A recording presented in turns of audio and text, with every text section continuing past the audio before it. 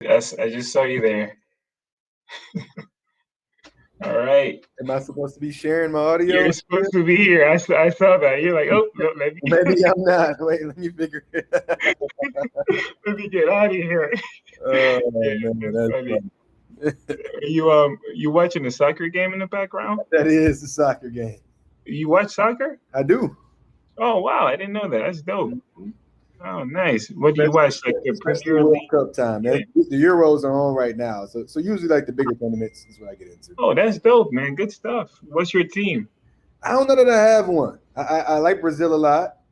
Of course. In recent years, Neymar is really dope to me. Yeah. So I guess that's who I've been rocking with. I was disappointed in them a couple years ago when they didn't win in Brazil, but you know, it is what it is. Yeah. Oh man, I think didn't they get killed over there? Like They did, but Neymar got hurt. So yeah. Oh man. How about you? Well, I'm good, thank you. Yeah. About me, I've always personally I liked Brazil for a while. Since I was a kid, I used to watch them. So Brazil and France, probably the teams that I like. But I'm doing good today, man. I'm happy to have you here. Happy to And yep. So while we wait for everyone else to get here, I think there are two more people coming. I think it's Penny, Milky, and I think there's going to be Robert Hernandez as well. So they'll be here in a minute. While we do that, I just want to talk about the logistics, excuse me, of how the platform works. So as more people come on board, I'll make sure I do that. In the meantime, this is the retail panel, and we'll talk about all things related to dispensaries, dispensary operations, and that good stuff. So, yep. How's it been so far? I've had a chance to pop into a couple of sessions, so far so good. It seems like. Yeah, so far so good. I think I'm having a good time. If no one else is, I'm having a good time. All that matters. Right. No, I think people are having a good time. I'm hoping people are applying for jobs, so I think it's going well. I want people to get as much information and as much value as possible from these events. Cree's doing a cultivation panel right now, and I believe Penny just joined us. Hey, Penny, how are you? Okay, we'll let her get settled here. Yeah. Hey, Penny. It looks nice up there in northern Michigan.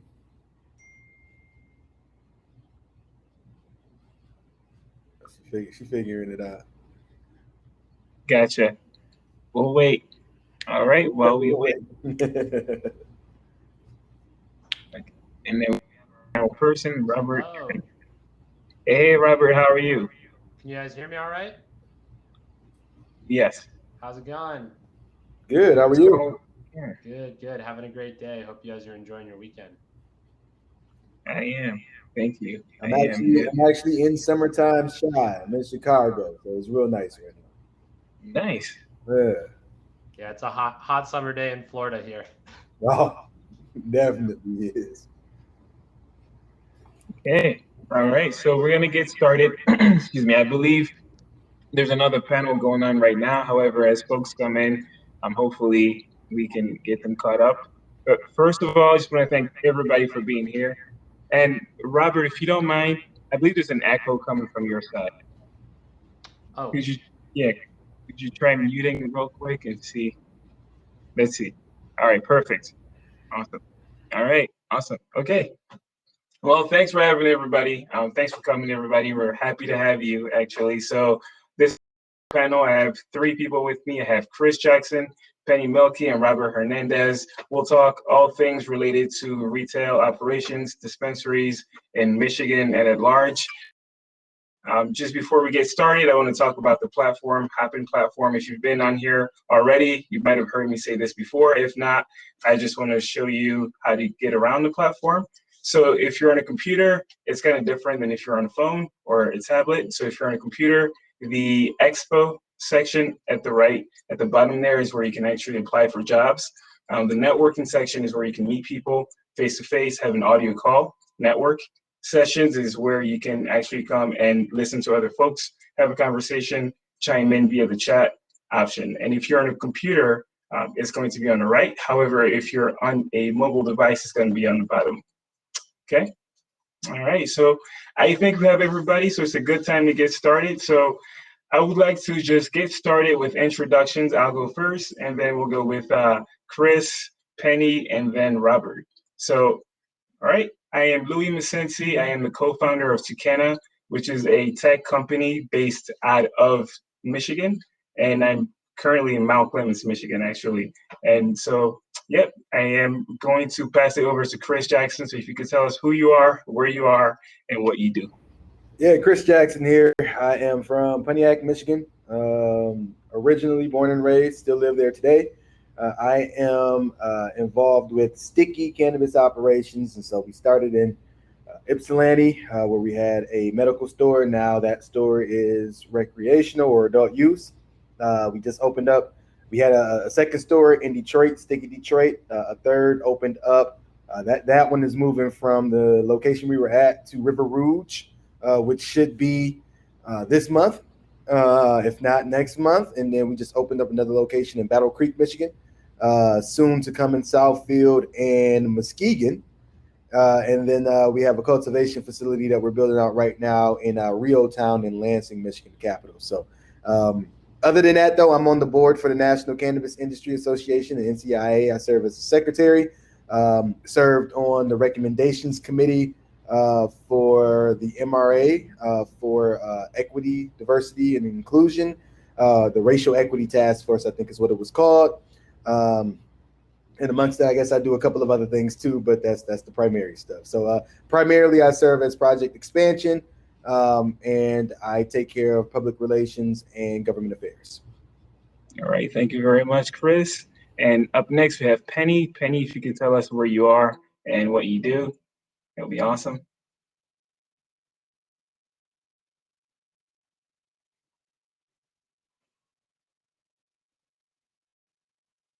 Oh, we can't hear you. Can you hear us? Hey, Chris, can you hear Penny? Okay, gotcha. We can't hear you right now. However, we can see you. And It's because she's surrounded by all those trees in northern Michigan. that's what it is. You know it. Yeah, yeah. So, yeah. All right. Well, no problem. We'll get back to you, Penny. While you work that out, let me know if I can help in any way. Robert, you're up next. Can you tell us where you are, what you do, and yeah, please.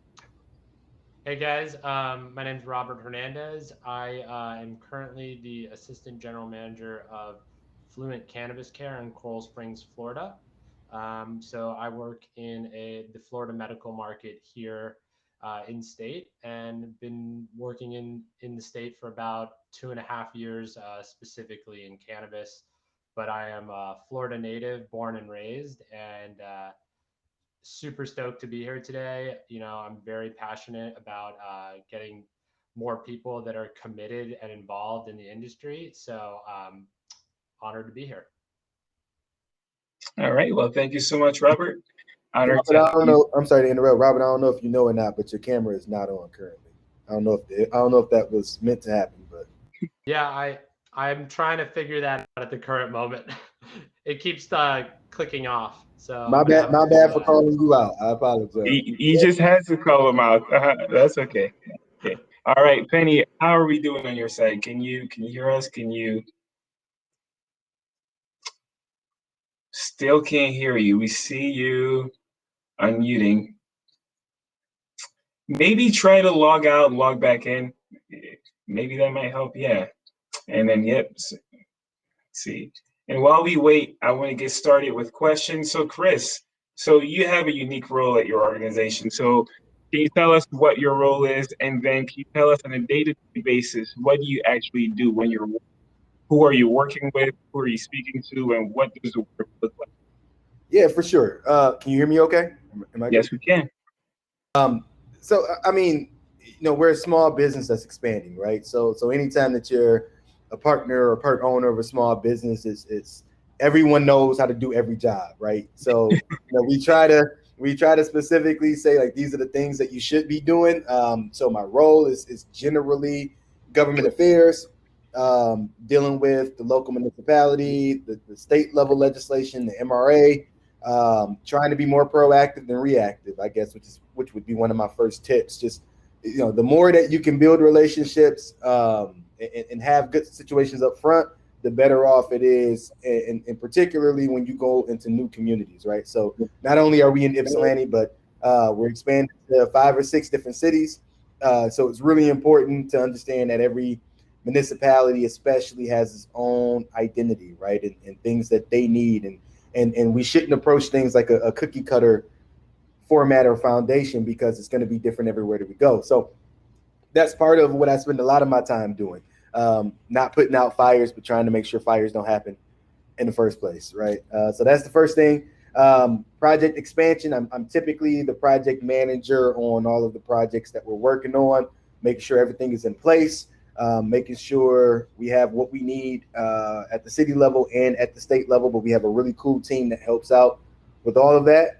And then I'm generally the one that's doing these interviews. That's right. I'm usually one doing the interviews, on the boards, as I mentioned, the NCIA, the social equity work group that the MRA just implemented. I'll be a part of that, I think, whenever the next term is. So it's usually what I do. But again, I don't want to sugarcoat the fact that, if I need to be at a store, if I have to manage for whatever reason, even though I'm not typically the day-to-day operations guy, I 100% can step in and do whatever's needed. And I think that's been the case for myself and my partners. And I think that's why we've had the success that we've had so far. So, yeah. Yeah, awesome to hear. Yeah, you're everywhere. You're always, I look up, Chris has another interview. So it's always good to see you, though. It's Yeah, problematic. Let me know if anybody else wants to take my place. all right. So, yeah, so thank you so much for that answer, Chris. And let's see, Penny, do we have you now? Oh, still feel, I don't think we can hear you. Can you hear her, Chris? Okay. All right, no I problem. really wanted to hear from Penny. Penny, we got to figure it out. Cell phone, something, because I want to hear from you. For sure. We do. We really do. So in the meantime, we'll go over. Yeah, we'll go over to Robert. I thought I heard you, Penny. Can you try it again, please? Oh, no. Okay, no problem. We'll go over to Robert Hernandez. Hey, Robert. So question I wanted to ask you is, I know you got started in the cannabis industry pretty recently. However, you were able to move up to management. So can you tell us exactly when you got started in the cannabis industry and how long it took you to move up to management? Yeah, definitely. So I began my cannabis journey around the tail end of my college experience. I was studying real estate at the time, and coincidentally, I was monitoring this real estate job board like every day that we had in our senior year for our senior class. And what happened is that somebody actually posted a part-time position being available at a dispensary that they were doing real estate work with. So I found my way into the dispensary on a part-time basis, and I really saw the need for leaders and people that were going to bring strong business fundamentals to the industry. And I kind of went back and forth for a little bit between getting into real estate and then working in the retail side of the industry. Ultimately, right at the beginning of the pandemic last year, I decided to fully commit, and it took me about a full year to get to where I am right now, being an assistant manager, and hopefully in the next couple of weeks, a general manager here soon. But yeah, I definitely Nice. on the kind of climbing the cannabis ladder that maybe doesn't really exist in some cases, or is like painted clearly on the, for everybody to see. But I'm figuring it out along the way, and it's been a great ride so far. Yeah, so you started as a bartender, so cashier in a dispensary, and now you're on your way to being a general manager within the span of a year and some change. That's like almost unheard of. So what I want to get to understand is what set you apart from everybody else. So what did you do that made you go up the ladder that quickly? What skills did you have? What were you doing on a day-to-day basis? Yeah, definitely. Sorry that my video is not working, but I'll definitely articulate as best as I can. Things that I noticed that set me apart for success, as well has set other people that I've seen come up around me up for success was, really just having that passion for the industry, or like having a strong desire to learn about the plant and the plant that we're like monetizing on a daily basis. Also, and that's something that I had a very strong feeling to, being a passionate cannabis consumer. I feel like it helped drive me every day to come in and learn a little bit more each day at the dispensary. Also, just really wanting to kind of carve a path for other people, I think helped me like kind of lay the groundwork for myself, because if you start thinking outside of yourself, you start to build an environment where people can grow with you, and not just by yourself. So I'm really all for the team and kind of working together, because really and truly, as a manager, I'm not going to be able to get anywhere without the people around me.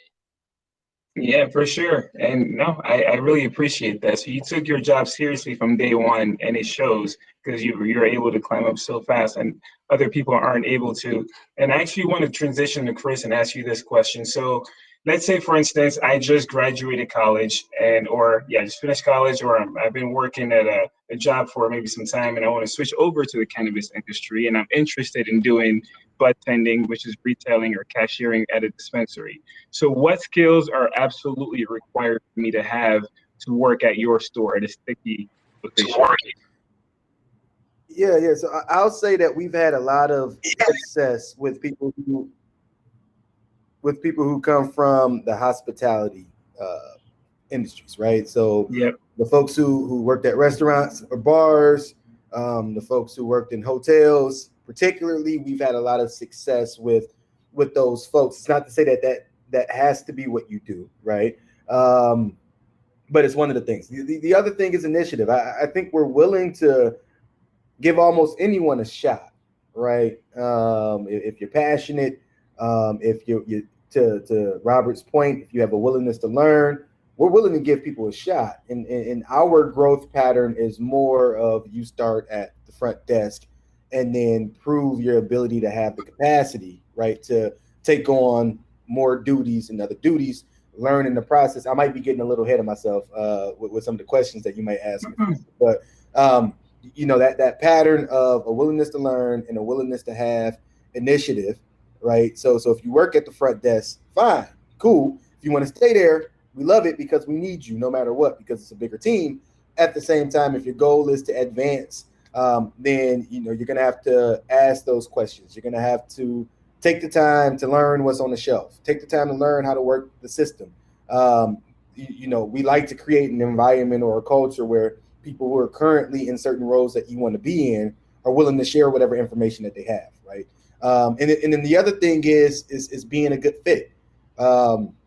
We try to hire within the municipalities, within the cities, within the localities that we own a business in, right? And so if you're in Battle Creek, or if you're in Southfield, or if you're in Ypsilanti, pretty quick, what tends to happen is, if you don't fit in the culture that we have as a company, you wean yourself out pretty quickly. And it's not that it's a negative by any stretch of the imagination. It just means that our company culture may not be the best fit for you. So even if it didn't work for us, it doesn't mean that there aren't other companies that aren't willing to allow you to strive and thrive in, right? And it's a pretty close-knit community by and large, especially in Michigan. And if you don't work for us, it doesn't mean that, if you have a good attitude, it doesn't mean that, we can't find a place where you may fit or where you may work better. So even if it's outside of our organization, because we want what's best for the cannabis industry overall. Does that answer? I'd love to chime in on that if Please I could. do. Yeah. Because I've been getting more and more involved in hiring as I've progressed along my journey. And one thing that I've noticed, hiring within the community really kind of helps that culture fit. You'd be surprised, but it's actually kind of interesting how a lot of cannabis consumers in certain towns, they kind of behave similarly, or they have like interest. And I feel like the team that at least I've built and we're building a new team for a store that's opening up nearby us, it's really nice to kind of get those similar desires, similar drives, or similar career aspirations, in the same room. You just kind of empower one another.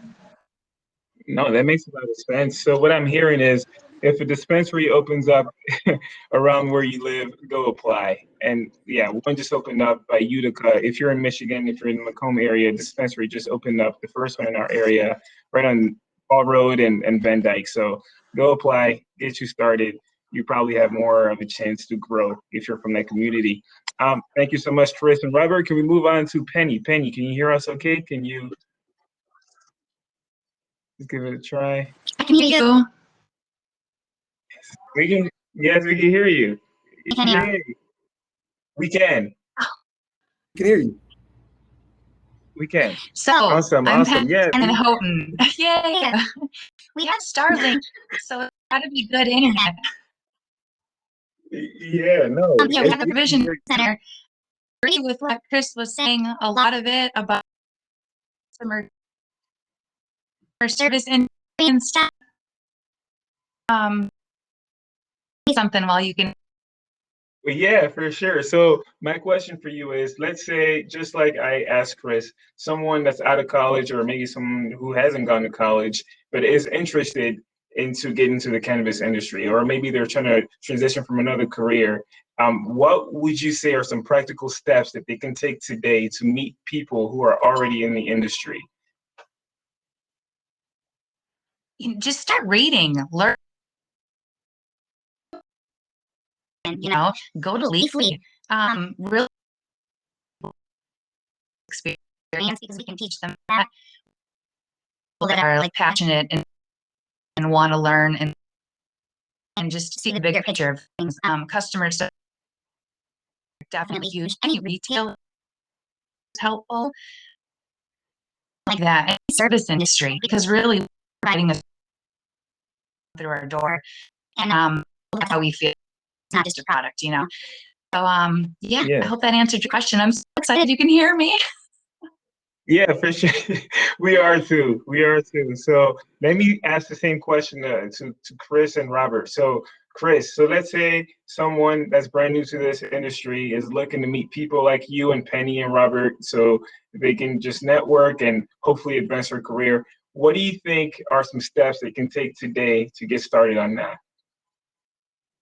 Interesting, right? Because the cannabis industry is starting to mature as other industries have already. You know what I mean? And so, in terms of networking, my experience has been more, I guess, business owner to business owner so far. But then you have cool events like this, right, which are necessary, where you have career fairs, quote unquote, or career networking events that I think will start to become a trend. So shout out to you and Cree for setting that tone for, I think, what's necessary.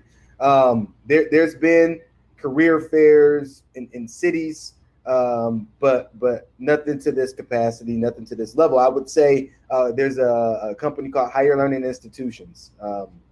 Sammy Rogers out of Pontiac, Michigan, and I don't know that this is the only vocational school, but he has a vocational school where he's basically teaching folks how to get into the industry, and by way of his relationships, placing folks into positions with dispensaries, provisioning centers that he has a relationship with, right? So, other than the basic of going into your local dispensary, local provisioning center, and having a conversation, you have things like higher learning institutions, which I mentioned. Career fairs like this, I think, are the best place to start, because it's probably the most access that you'll get to people who, at one time especially, right, to save you from having to go to different locations. And so this has been really cool. I haven't seen a lot of things like it, and I'm hoping we see more, because I think it'll be beneficial for everyone. For sure. And let me just chime in here. So we've all met, so let me just give you an example of how we met. For instance, Chris and Penny, I've met through Clubhouse, which is an app You can download today. You can go on there. If you need an invite, I should still have some remaining. Excuse me.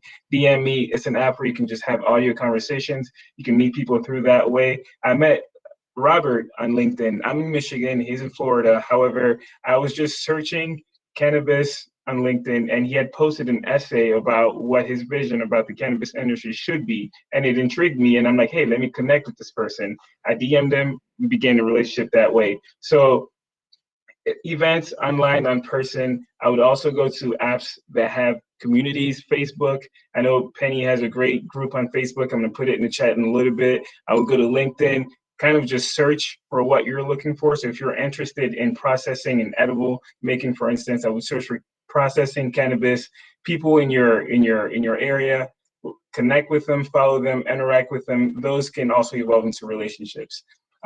Robert, do you have anything else to add to that? Yeah, I think you're touching on a great point there at the end, and I can kind of put it in a simple analogy: is find the watering holes in a sense. Find where the people in the industry or the people in the cannabis community are gathering, and spend some time listening, observing. I think listening is really the biggest thing if you want to bring value while you're trying to pursue a career in the retail part of this sector. Is that when you have that perspective of what the consumer wants or what the next step looks like in innovation in retail, you have a better understanding. So I think it's just sort of being around those communities and just like put yourself out there. Just like I put my essay out there and we were lucky enough to connect. I can't tell you how many connections I've made just from listening, responding, and then sharing my voice. You'd be surprised at who comes knocking. That's right. So we only have a couple. I'm sorry, Yeah, go ahead. just right quick though. You may if you don't mind resetting the room. There's some people who like specifically saying something about who's hiring in specific areas, and I know you mentioned the expo when we first got started. So Thank you so much. All right. So if you're looking for a job, there's an expo section to the right of the screen. I know another specialty health is hiring, I believe, receptionists, things of that nature. There are a lot of companies hiring, way too many for me to mention right now. We have about 25 companies. So if you're on a computer, look to your right, go to expo and just browse through the different companies, click on it, and apply for a job button, blue button right there on the right for you. If you're on a phone, just look down below. You should see the same icon for Expo and look through those companies. Thank you so much for that, Chris. And before we close out here, I just want to get some information about learning. So I heard learning. So then, Penny, could you tell me how you stay up on cannabis news? What newsletters do you read? What videos do you watch? What websites do you go to? How do you learn about the industry? Most of it, they're like Clubhouse. But he posts articles, so I just try to. And I don't wake up in the morning and Google like in Michigan, but I know some. I just of me. I'm already advised. Good stuff. So I try around the states around us also. Mm-hmm. For sure. And the reason that works, I do the same thing, Penny, mostly on LinkedIn, Instagram, Facebook sometimes. I'm not too big on Facebook with cannabis right now. However, the reason that works is if you go ahead and actually expand your network enough, you won't have to go out and actually look for things. It'll be filtered out to you through people just posting about different topics. So yeah, that is a big one for me. So Chris and Robert, how do you all stay up on cannabis news? I'll go ahead and start real quick. Honestly, I kind of like to get into the nitty gritty a little bit. Maybe I alluded to that, earlier talking about listening to the consumer. I really like to get into, threads or different forums online, patient advocacy groups, things like that. Really nice to kind of listen in there. And, often the people that are writing online about the industry are often people that, tend to have some sort of level of investment. And I think it gives me a lot of insight as to what's happening and more importantly, what that means to the consumer. Yeah, that's awesome. And what about you, Chris? How do you stay up on the news? Chris, are you still here? I was on mute. Sorry. I would say I do a Google alert, which comes to my phone. I'm muted. Oh no, it's probably a delay. Oh, okay. That's funny. So I do a Google alert, which comes to my phone for Michigan, marijuana, cannabis, right? Those are the keywords. So every day I get a new Google alert about what's happening, or at least what was mentioned in the news, and I explore from there. The other thing is events. As many events that you can participate in, I think the better. For instance, the NCIA, National Cannabis Industry Association, we have an event coming up. One of our major conferences for the first time is going to be in Detroit in September. So I'll drop in the box where you can find more information about the events that the NCIA is doing. But the world is getting back to normal in some capacity, and so not only can you potentially go to events, but I know the NCIA is going to have kind of your pop-up events that are smaller than your major events throughout the country as well. So anytime that you can get involved, and for you advocates out there, there's some really dope organizations, the MCBA. You have M4MM, right, which has chapters all over Michigan, or the United States, really, but a really strong chapter in Michigan. And so just find ways to interact with people who have more knowledge about the industry that you do. And before you know it, you'll know a lot more. So That's right. I couldn't have said it better. All right, so we're at time. I really wish we had more time. I really enjoyed talking to you all. However, we have to close out. And while we close out, I was just ask my panelists if you can just go over to the networking area for the next 15 minutes to half an hour, however long you have. And I would love for people that are in the chat right now to actually get to meet you and ask you questions and network with you as well. So if you're in the chat right now, please go over to the networking area. You may get a chance to meet Chris, Penny, or Robert. And so thank you so much. Up next, we have another panel coming up. Let me tell you this. Yep, before we leave here, let me tell you what we have coming up next. Thank you. Thank you, Robert. Thank you, Chris. And if you want to watch another panel, we have our tech panel coming up under the sessions area. And see you all. Have a good one.